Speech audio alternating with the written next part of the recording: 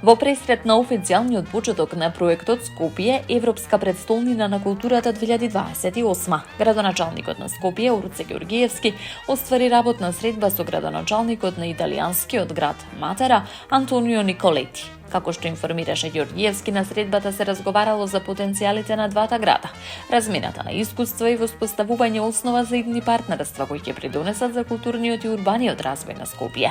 Средбата се одржува во пресрет на утрешниот меѓународен настан кој ќе го означи официјалниот почеток на активностите поврзани со титулата Европска престолнина на културата.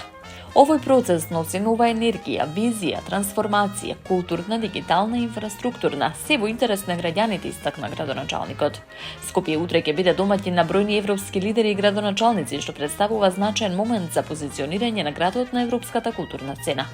Според најавите, проектот ќе означи почеток на нов развоен циклус, заснован на долгорочни инвестиции, меѓународна соработка и стратегиски пристап кон развојот. Ѓоргиевски оцени дека Скопје веќе прави конкретни чекори кон трансформација во модерна и просперитетна метропола, со јасна визија за иднината и зголемено учество на културата во јавниот живот.